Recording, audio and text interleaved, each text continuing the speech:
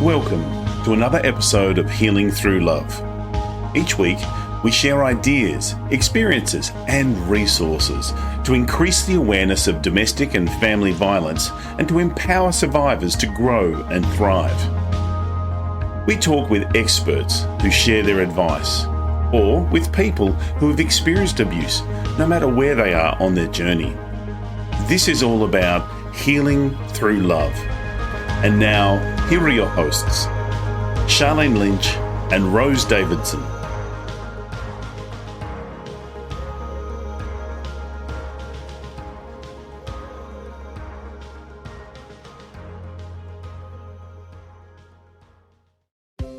In episode 83, Kerry Tuschhoff discusses with us how we can take the fear out of pregnancy and the pain out of childbirth through hypnosis.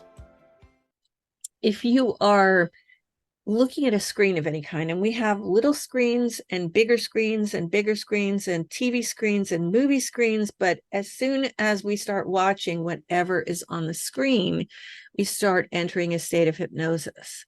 And almost everyone can relate to this one, and that is driving, where we're driving along and we're thinking about whatever's going to happen when we get to our destination, or maybe we're making up our grocery list in our head, or thinking about something that was just happening to us.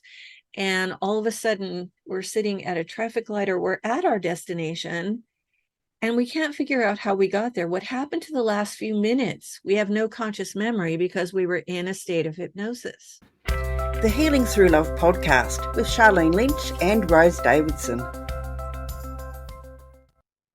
Hello and welcome to the Healing Through Love podcast. I'm your host, Sharlene Lynch from charlenelynch.com. Healing Through Love is here to help victims and survivors of domestic and family violence find their way back to living a more fulfilling and meaningful life. We interview experts and survivors who share their personal stories and offer advice to those who experienced abuse, no matter where they are on their healing journey. As well as the Healing Through Love podcast, we hold annual Pamper Days here in Adelaide, South Australia, for survivors of family and domestic violence, where local businesses come together and pay it forward to provide their services and resources for a day of our for survivors to give them a much needed day of indulgence. Think day spa on steroids. And we're looking for organisations who are on similar values to us. We're looking for organisations or people who, you'll edit that, I'm sure, Rose.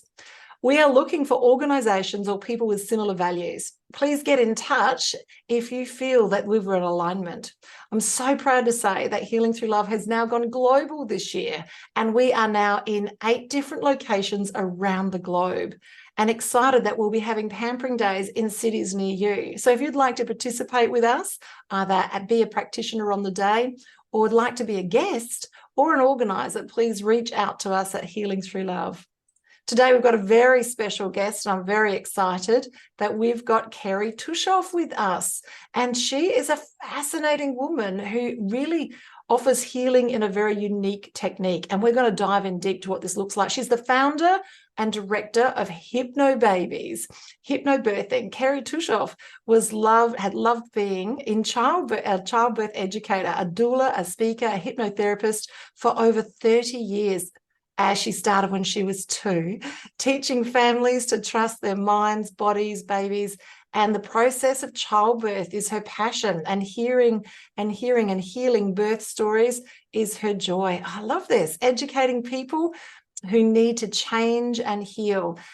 This is fantastic. Kerry, welcome to the platform. It's great to have you here. Thank you so much, Sharlene. I really appreciate being able to help people understand a new healing modality. Oh, I love this. Now, there's got to be a reason why this is where you are and how you serve the world, because this is a very unique niche. So, Kerry, is there a story as to how you got here? Yes. Well, it all started way back when I was first having my children, and I was actually freshly married, and a friend of ours from church gave birth to her first baby without drugs. She used a natural childbirth method, And I didn't even know people did that, but she told me the whole story, and she said, yes, it was painful, but she did it. And I was so fascinated. I thought everybody just went in and got an epidural. And so I started doing some research, and I just got bit by the birth bug. And I went to this organization that she had taken the childbirth class from and convinced them that I could be a childbirth educator, and really wanted to be. And I did. And I started teaching this really great natural childbirth method where you relax deeply and you breathe and things like that. And I was also not only teaching it in groups, but going to the births as a doula, which is a labor assistant. And I was attending their births, and about 50% of them went without an epidural because of the breathing techniques and the relaxation. But of course, it was very painful. And I was like, this seems really doable. I think, it'll be okay for me. I got pregnant, and I thought I knew everything there was to know about having a baby. And then I went into labor, and my baby's head was turned around. It was called posterior, and the back of her little head was scraping on the nerves in my spine all the way down and out, causing back labor. And I had never felt anything as excruciating in my life. And I was just screaming through the whole thing. And about, I want to say 26 hours into it, I had gone to a freestanding birth center to have my baby, and nothing was helping, nothing was working. And they weren't finally being too nice to me, because I was getting water all over their floor as I tried to, be in the shower and anything that would help. And so I ended up being transferred across the street to the hospital in a wheelchair, screaming my head off. And then I got an epidural, and I was never so happy to see anybody in my life, Sharlene, as I was that anesthesiologist. And he became my new best friend. And, big long needle, sit still for 5 minutes while we stick this in the exact right place in your spine. And after that, it was 6 hours of me sleeping and crying. I was actually traumatized by the kind of pain I had been in, and by losing my unmedicated birthing, which to me was like what I was always meant to do. However, I gained a really healthy respect for people who choose epidurals. Now I completely get it, why they would choose other things than what I would choose. But I was traumatized. And after that, I had PTSD from giving birth, which I didn't also know was a thing.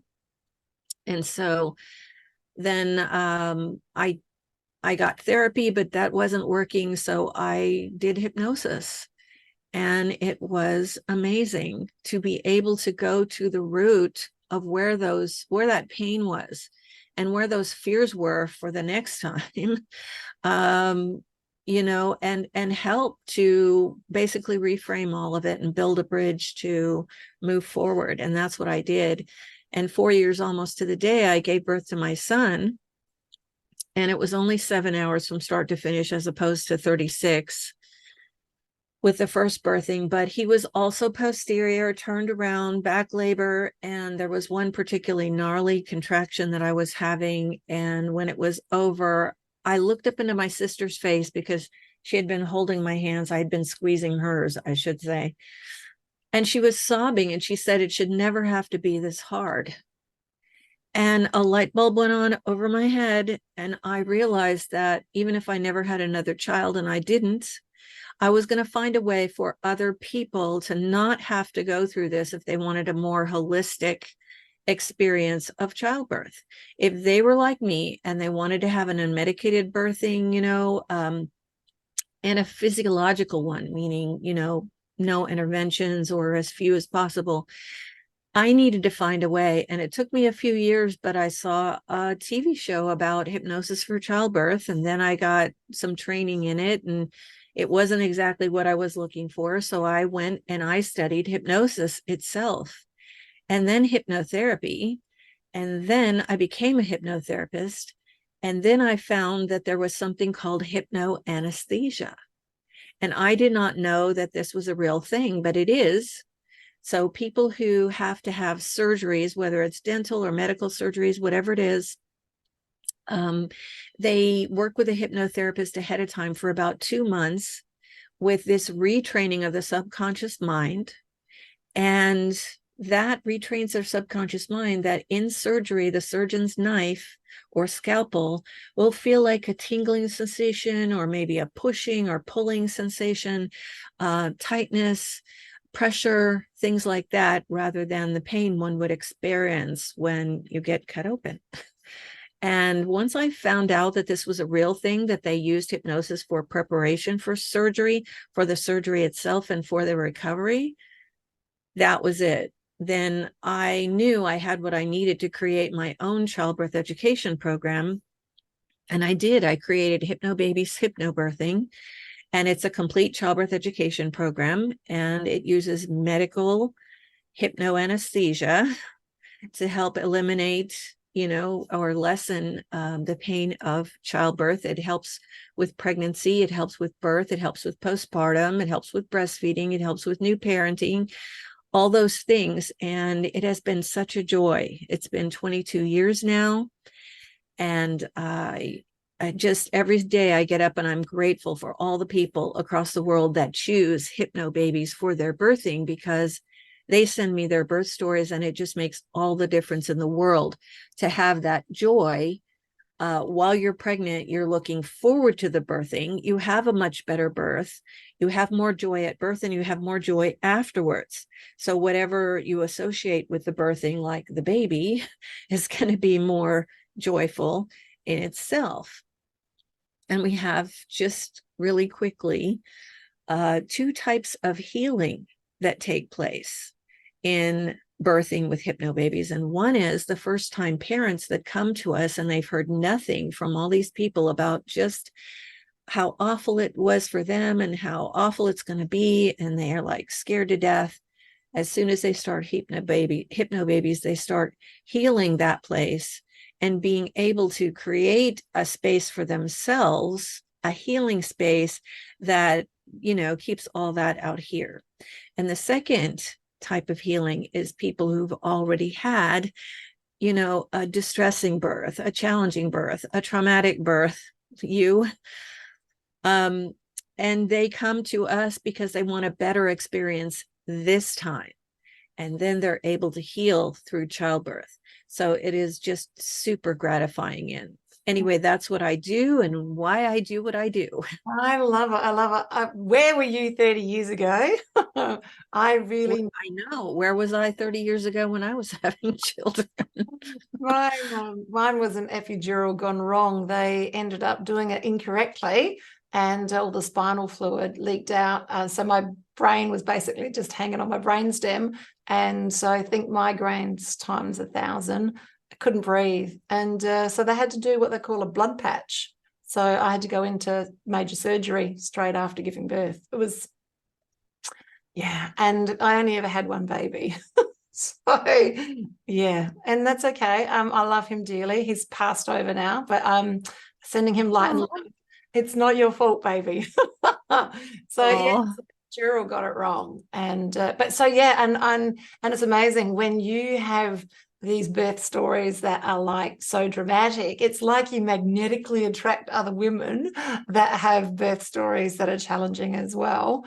And you're right. A lot of women don't go and get pregnant again because of the situation, or they do and they have so much trauma around it that it's not the most beautiful experience for the child, because we both know that how you're born into this planet has a huge impact onto how you develop as well. So that's a conversation for another day. But I do want to dive in, like hypnosis. Like, we hear a lot about it and we see it too. So here in Adelaide, we have what's called the Fringe. We have a lot of hypnosis gigs here. So it's like a carnival. And like turning people into chickens and all that sort of stuff. Now, like, that's sort of what sits in people's minds in and around hypnosis. So can we unpack a little bit of what hypnosis really is? Let's do. It's one of my favorite things to talk about, because people all over the world basically think, most of them, that hypnosis is like what they see on the stage shows, which is very simply an entertainment. The skill of the hypnotist is picking people out of the crowd who really want to play the game. And what everyone else is thinking is that someone is doing something to them. And in reality, you're not being made to quack like a duck or sing like Elvis. You are just part of the entertainment. You know it, they know it, everybody, who's up on stage knows it. And that's a lot of fun, but it's not hypnosis. So real hypnosis is a very, very focused form of concentration. And it is a state that we are all in many times a day. So when you're waking up and going to sleep, you're in a state of hypnosis. When you are reading anything, whether it's a book, a tablet, the newspaper, whatever you're reading online, you get into a state of hypnosis in a very short amount of time by virtue of your eyes going back and forth, and your brain just starts producing alpha waves, which slow your brain waves down into an alpha state. So if you are looking at a screen of any kind, and we have little screens and bigger screens and bigger screens and TV screens and movie screens, but as soon as we start watching whatever is on the screen, we start entering a state of hypnosis. And almost everyone can relate to this one, and that is driving, where we're driving along and we're thinking about whatever's going to happen when we get to our destination, or maybe we're making up our grocery list in our head, or thinking about something that was just happening to us. And all of a sudden, we're sitting at a traffic light, or we're at our destination, and we can't figure out how we got there. What happened to the last few minutes? We have no conscious memory because we were in a state of hypnosis. So we're in states of hypnosis every day, all the time, many times a day. So there is nothing weird about it. There's nothing religious about it. And you are always, always, always in control. So all hypnosis is self-hypnosis. And that means you enter hypnosis, you stay in hypnosis, you accept the suggestions in hypnosis or not, and you even can emerge from hypnosis at will. So it is completely under your control to do any of those things. And nobody makes you do anything. You either want to do it or you don't want to do it. If you want to do it, you will. And so, therefore, the next question is always, well, can everyone be hypnotized? People say to me all the time, I can't be hypnotized. That is not true.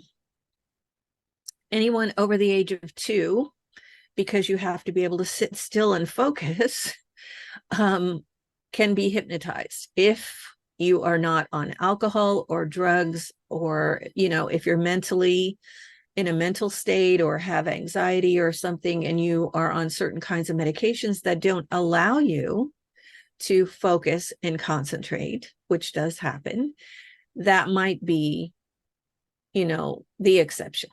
However, the average person can be hypnotized, but the question is, will they? So usually it is just a little amount of fear left over, so that, they think, well, I'm not even going into hypnosis. You can try. Well, as soon as you decide you're not going into hypnosis, you're not. So what people need to do is just very simply go into it with an open-minded heart, tell themselves this is going to help them, which it will, because no one can ever do anything to you while you're in hypnosis that you do not want them to. You're never going to have anything implanted in your subconscious. It doesn't work that way. There's no such thing. So you have to be able to accept whatever these messages are. We call them suggestions, and they are basically mental directives to the subconscious mind that we are changing something. What would that be in the subconscious? well, what do you want? Because hypnosis can be really great for everything. And I'm not kidding you.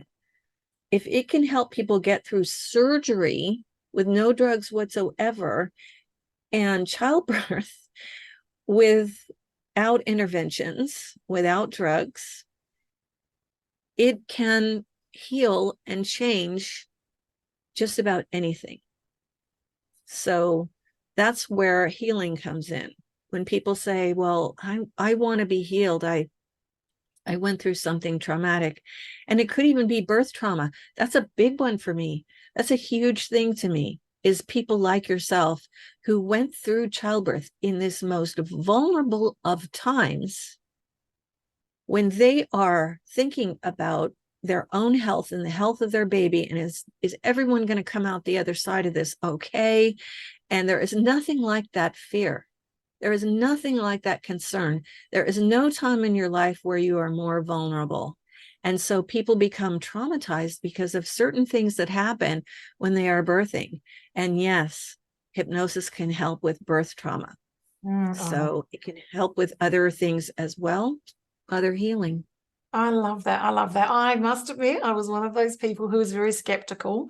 I'm ADHD, and for many years, more than 30 years, I was an alcoholic. So I tried it a couple of times, but because of the way my brain was working, the way my body was working, just trying to survive, that I did try it a couple of times, but it wasn't effective. Now, out the other side, I've been sober now 8 years, and my ADHD is now, I'm going to say it's never manageable, but it's unique and it's interesting. I'm in a different space, and meditation helped me get the best out of hypnosis. So it's like they're two somehow intrinsically connected for me because of the way that my brain works. So, oh, wow, I love it. Now, you've mentioned that you can use hypnosis for lots of different things. So I really would love to dive in, if you don't mind, Kerry. What other things can we use hypnosis for? Well, hypnosis can be used for fears and phobias and better sleep. We created some tracks for things that are very, very helpful, like nausea. That one got, created for pregnant people, but people all over the world have used the track that we created because there is nausea for chemotherapy and for other things that come up. Even children use that. Smoking cessation, weight release, stress and anxiety. Holy cow, did we all go through that over the last 3.5 years? Just about anything you can come up with. So let me just explain really quickly that we have several parts to our mind. So we have the conscious mind and we have the subconscious mind. And in between is something called the critical faculty, which is a filter. And we need it to take a nap. And how we do that is with hypnosis, because we want to get directly down to the subconscious mind. So we relax the body from head to toe, and not the kind of relaxation where we sit there and we go click, click, click on our sofa, and changing the channels, but real, full, complete, full body relaxation. And once that is done in a fully supported position, then we relax the mind simply by counting backwards, maybe from 100, and you won't get very far because your mind will go, oh gosh, man, I just want to relax. Or then it might be even deeper. It might be going down a set of stairs, and each level represents deeper and deeper into the mind, so that we can get to the subconscious, because the subconscious mind is a vault of everything that we've ever seen or done or experienced or heard or felt or thought. And that is where our belief systems lie. So in order to change the belief systems, we have to give it new software. We're not going to take stuff out. We're just going to give it new software and update the software and update the software and update the software until that subconscious mind has a new belief system about whatever it is. So if it's emotional healing from, domestic abuse, then we go in with a hypnotherapist and we find out where that came from. Again, we are down in the subconscious, and the subconscious mind knows everything about us. We're able to reframe it with new software, and we're able to build a bridge then to the rest of our lives and move forward. And this could take 1 session, it could take 10 sessions. It doesn't matter how long it takes for you, but it is faster, easier, and deeper than cognitive therapy or behavioral therapy. There's nothing wrong with those therapies. But when you get to that place, when you can go down to that place in you that knows everything about you and knows what needs to heal and how to heal it, it will help you heal yourself. So amen. That's where it's so true. That's where healing comes in. It is so true. So out the other side, I'm a hypnotherapy advocate, but while I was in that state of not okay, for some reason, my resistance, my wanting to hang on to the things that were my identity, perhaps, who knows. So I love it. And being able to see myself pre and post has made a massive difference. And I love it. And you're right, it can cure pretty much, pick a subject, and it works. But I love the fact that you've narrowed down in and around the birth trauma and the process of having a baby without drugs. OMG, my life would be different if I didn't have to have that epidural. And I maybe have gone for seconds. Who knows? Who knows? I love it. Wow, Kerry, this is amazing. So now how do people work with you? Is it one-on-one? Is it online? Do you have online courses? Can you maybe just dive in a little bit to that? Sure. Well, we do have tracks for specific things for people who just want general tracks for eliminating nausea, sleeping better, eliminating the fear of needles, focus and concentration, weight release, smoking cessation, all of those types of things on our store. And for people who need a deeper dive and a more personal approach, we have hypnotherapists on staff. And you can email me at director@hypnobabies.com, and I will put you in touch with somebody who can help you with your personal issues, because that is how we heal. I love it. So what's the difference between seeing someone one-on-one to move through it or buying one of your products off the shelf? Like, obviously they both work, but why would you choose one over the other? Well, the tracks that we have are for the general public. So if you just want to eliminate nausea or, the fear of needles, they're fantastic. When people need a more personal approach where the hypnotherapist helps you go down to the subconscious and find that place where everything started and help you to pull out pieces of it that you need help with specifically, that's when you want to see a hypnotherapist. And now a lot of hypnotherapists work online, one-on-one with people by Zoom, because, the best hypnotherapists are available both in person and by Zoom, and so that they can reach more people. Yes, I have lied on my couch and put my laptop on my coffee table and had many sessions. So look, everything is possible now. Thank you on the other side. I love it. Fantastic. Wow. So we've learned so much about what hypnotherapy really is and how we can use it for everything, and specifically what it looks like to be able to use it for in and around the birthing process and healing birthing trauma. So this is relative for everybody, and men included, because you were born at some stage, guys. Just saying. And how are you to know if some of the challenges that you're having in your life aren't related to your own birth trauma? So something to think about. I love it. Kerry, this has been amazing. And I think that I could talk to you forever. This is, and it's so great. And you're the afternoon and I'm in the morning. So that's fabulous too. And look, we're all over the place. So, Kerry, just in closing, what words of wisdom would you like to share with our audience? You know what? Just always know that you're in charge. I know that this is a longer subject than what I can say right here, but people don't realize how much power they have and give away to medical people, to people who want you to do something. They want you to do this. And you have the power to say no. You have the power to say, tell me more about it before I make my decision. And this is what we teach our Hypnobaby students. That's why it's a complete childbirth class, because we teach them not to just go along with everything, but do their own research and find what works best for them, because only you know that. And that goes for life too. That's powerful, powerful information. Thank you, Kerry. I love it.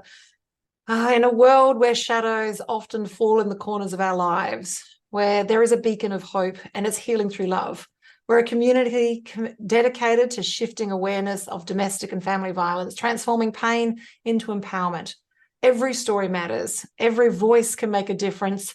Join us as we journey through towards healing and love. Your support, your voice can light up the darkness, healing through love, because everyone deserves a life free from fear. Together, we can make it a reality. Bye for now. Thank you for joining us for this episode of Healing Through Love. You can get further resources, see the show notes, or simply reach out to us via our website at htlaustralia.org. Thanks so much for joining us, and we look forward to your company next time on the Healing Through Love podcast.